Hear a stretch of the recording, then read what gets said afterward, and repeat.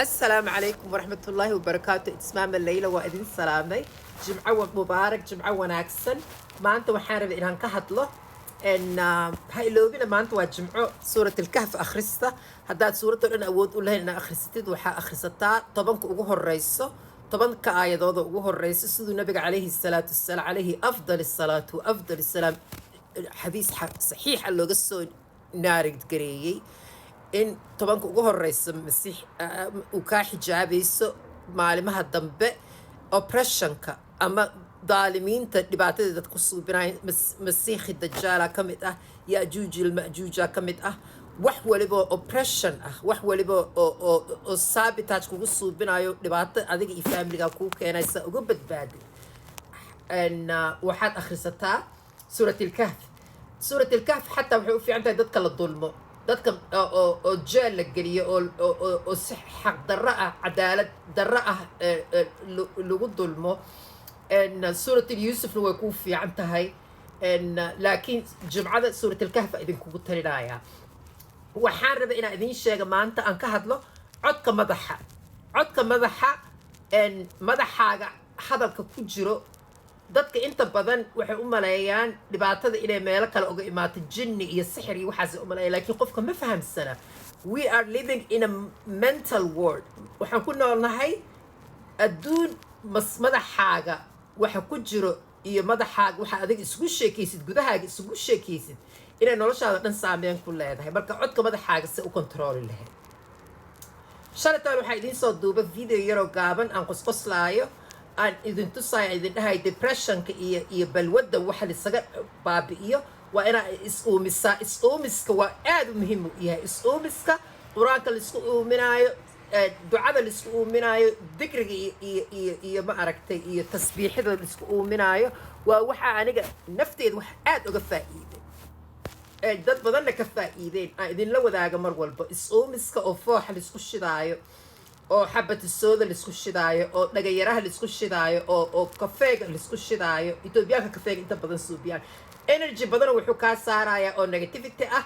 isma dareensanid shaydaan iyo jinni iyo oppression badanaa ku saaran laakiin also madaxaaga waxaa ku furan subliminal message lagugu soo shubaayo oo militariga qaasatan isticmaalaan waddamadan aan joogno maraykanka iyo gaalada waxay leeyihiin waxyaabo badan oo sir ah dadka inta badan conspiracy theorist loogu wacaa inkastoo kelmadaasaa idiin sheega hadda kahor inay tahay CIA waxay soo suubiyeen jirin wax conspiracy theory wax kasta ku dhan conspiracy theory waxaan ogaadnay sanadadan dambe inay run ahayd marka aniga waxay igu imaanaysiin waxyaabo codka madaxa waxaa ku bedeli kartaa in aad isdhegaysatid adiga inaad adiga si joogto ah isku dhegaysatid focuskaaga adiga isa sii attentionkaaga adiga isa sii intentionkaaga adiga isa sii intentionkaagana markasta ha ahaado maxaan aniga rabaa inaan noloshayda ka bedelo waxaan rabaa for example noloshayda inay fiicnaato oo aniga aan ka xoroobo wax waliba dhibaatada dadka isoo hujuuma aniga wax laygu suubinayo kale waa laysoo hujuumay dhibaataa laygu soo qaaday laakiin aniga naftirkeyga naftayda si uga badbaadin lahaa naftayda aniga because naftaada waa cadowgaaga ugu weyn waxaa kula socdo naft oo ah amaarati suu waxyaabaha self sabotage ee gaalada ugu wacaan waxa waa adiga naftirkaaga cadow isku ah isma ogid laakiin waxaana cadowgu waa codkaas madaxaaga ku jiro si uga badbaadi lahayd adiga naftaada si uga badbaadi lahayd dadkaan oo dhan kugu soo wareegsan iska ilow aniga waxba kama qaban kari gaaladan waxay ugu suubinayaan laakiin aniga waxaan wax ka qaban karaa waxa aniga nafteeda isku suubinaayo marka kaas waaye dagaalka ugu weyn oo ugu muhiimsan aan maanta raba inaan ka hadlo waxaa waaye adiga naftaada si uga badbaadi lahayd self sabotage si uga badbaadi lahayd naftaada dhibaatada isku suubinaysid adiga si uga badbaadi lahayd dadkaasoo dhan iska daa inaa eedeyntooda iyo waxooda waxay rabaan is suubiyaan allahu akbar inaad ku taagnaatid waay xasbuna allahu laa ilaaha illaa huwa calayhi tawakalt wahuwa rabbi alcarshi alcadiim digrigaas aa idiin sheegay ama maalin walba akhristo waa muhiim laakiin naftaada si ku badbaadin lahayd waa is-uumiska aan shalay idiin soo duumay aa is-uuminaysid afooxa iyo dhaga yarta iyo qorfaha iyo xabasoodada iyo sida Etoobiyaanka kale bunka ma aragtay oo isku uumiyaan aad u bunka baada way u fiican yahay energy badan ka qaadaya culays badan ka qaadaya waxaasoo dhan waa muhiim laakiin waxaa ugu sii muhiimsan ma taqaaniin quraankan waa muhiim quraanka ugu muhiimsan no doubt maantana waa maalin jimco mubaarak laakiin waxaa muhiim ah naftaadan si uga adkaanaysaa naftaada waxay uga adkaanaysaa focuskaaga inuu madaxaaga uu ku xukumin uu qalbigaaga iyo dareemahaaga iyo calooshaada iyo laabtaada iyo dhuuxaaga aad dhegaysan kartid see ku dhegaysan kartaa focuskaaga oo inward noqdo adoo gudaguda focuskaaga u noqdo adoo dareemahaagii oo dhan uu noqonayo inaad gudaguda noqotid inaad banaanka ku fikirtid lama rabayaa gudaguda isku galaysaa waa isgalaysaa marka isgaliddaa isgalaysid waxay noqonaysaa wax oo adiga qaraar gaartay oo qaraar oo adiga naftaada ka soo gaartay gudaha sidaa ku gali lahayd ayaan kuu sheegayaa waa effort waa si joogto ah inaad naftaada u tababartaa inaad adiga intentionkaaga waxaa la dhahaa af Soomaali haddaan ku sheegay intentionkaaga waxa niyadaada inay ka soo go'do oo mar walba niyadaada ku jirta ay tahay inaan aniga diyaar u ahay aan si joogto ah raba inaan aniga nafteeda is abaabulo aan ka adkaada nafteyda uma ogolaanayo inay wax igu soo akhriso maanta oo dhan anigana qaato aan ku dhaqaaqo wax walba waxay nafteeda igi sheegto wax waliba oo ee dhadhansatay macaanaasayto oo ma aragtay oo desire ama wax waliba uu rabto nafteeda inaan u suubiyo qofka hadduu sigaar cabo kale for example craving aa kusoo gala wuxuu leeyahay sigaarkaasaan rabaa maanta inaan cabo waa iga haysaa yaa nafta nafsi maaragtay su-a kula hadlaysa marka naftaada se uga adkaanaysa waxaa uga adkaanaysaa inaad gudaha isku galaysid only not gudaha inaad isku galaysid laakiin inaad isdhegaysanaysid oo haddana isku sheegaysid ilaahayow taasay ku bilaabataa fiiriya ilaahayow iga nadiifi xumaanta is-uumiska weligaa is-uumiska haddaynin waxa la raba ha lagu sheegay is-uumi ilaahayow kelmaddaas powerful way af Soomaali haddana yaa af Soomaaliga waa muhiim dad badanaa waxay digriga ku akhriyaan carabi kaliya aniga labada waa isticmaalaa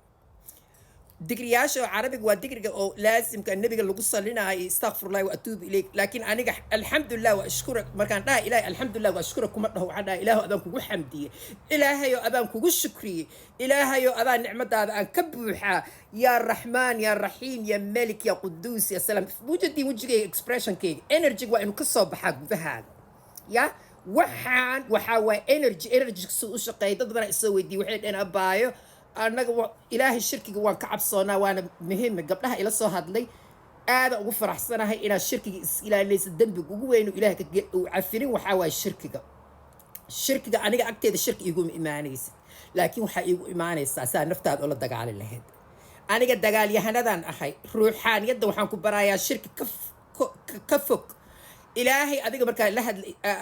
tuugaysid af Soomaaligu ilaahay kuu dooro afkaaga dhigay wax ka macaan ma jirto wax ka fiican oo ka awood badan oo ruuxaaga dhan soo kacay af Soomaali because DNA-gaaga waxa ku imprint garaysan awoowayaasha ayayaasha oo Soomaali ahaayeen oo dhuuxaaga ku jiraan carabigan waa muhiim carabiga luqadeena u soo dhowdahay by the way markaan ka soo hadli doonaa carabiga saameyn wuu nagu yeeshaa laakiin Soomaaliga ka awood weyn runta idin sheega ilaahayow markaa ku bilaawdid ama eebow ilaahayow markaa ku bilaawdid ama eebow adaa weyn oo waaxid ah adaa qahaar ah adaa qaadir oo muqtadir adaa dhuljalaali walikraam ah ilaahayow adaan kuu dacwooda ilaahayow waxaan igu furan oo dhagaha layga soo furay madaxa layga soo furay insi iyo jin iyo cadow waxay rabaan inay igu baabi'iyaan adaa awood u le inaa kun fayakun saaxib alkun fayakun inaa iga joojiso markaa uuminaysid waayaa uumiskaada isku wadid aan leedahay ilaahayow adaan kugu daayay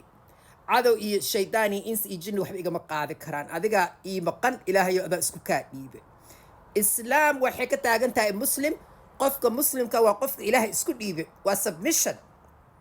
marka hadalkaasoo dhan waxaan rabaa idiin sheega madaxan waxa ku soo furan waa dagaal joogto ah oo shaydaanka iyo tiimkiisa ay nagu soo qaadeen marka waxaa uga adkaan kartaa adoo naftaada qaawimaysay sidaa naftaada u hijuumi lahayd dadka kale iska daa xanaaq iyo ciilka iyo waxaan oo dhan waxay ka imaadaan markuu adiga outward aad tahay laakiin markaa inward tahay aad gudaha isku geshid waxaad dareemaysaa raxmad iyo galgaceel iyo naftaada adoo jeclaatay oo naftaada hag inaad siisid rabtid oo ma aragtay bannaan special bannaankaas markaa u baxdid marka waxaasoo dhan waxaa idiin dhahay jimco wanaagsan waxaa waaye madaxaan depressionka asaa kuu keenaayo codkan iyo waxaan gudaha kaaga furan adigana bannaanka markaa tahay gudaha inaa noqotidaa la rabaa bannaankan waa waxay ku imaadaan balwadda iyo depressionka iyo cabsida neefsashadaadana waa muhiim cabsida waxaa kugu soo furaayo waa marka neefsashadaadaas lagaa qabsado oo balaayo lagugu soo furo xanaaqaa badanaayo naceebkaa badanaayo iskontaroolkaagaa yaraanayo waxaasoo dhan waxay kaa dhigayaan focuskaaga oo hadda waqtiga la joogo aa ku taagnaan lahayd oo naftaada gudaha u geli lahayd oo isjeclaan lahayd oo xag isa siin lahayd oo dhihi lahayd allahu akbar alla ilaahayo isjeceliya alla ilaahayo saa ii abuurtay iyo raxmaddaa igu buuxisay alla ilaahayo maxaa ii jeclaataa i doorato wax badan ii fudisay ilaahu nicmadaadaan ka buuxaa waxaasoo dhan waxay ku imaanaysaa markaa gudahaaga barita inaad isgeshid waana shaqo joogto ah waa work on progress waa wax joogto ah marka saasaa madaxaaga oga adkaan kartaa waxaan ammaanta idiin soo sheegay $100 milyan way ka qaalisan tahay. Assalaamu calaykum.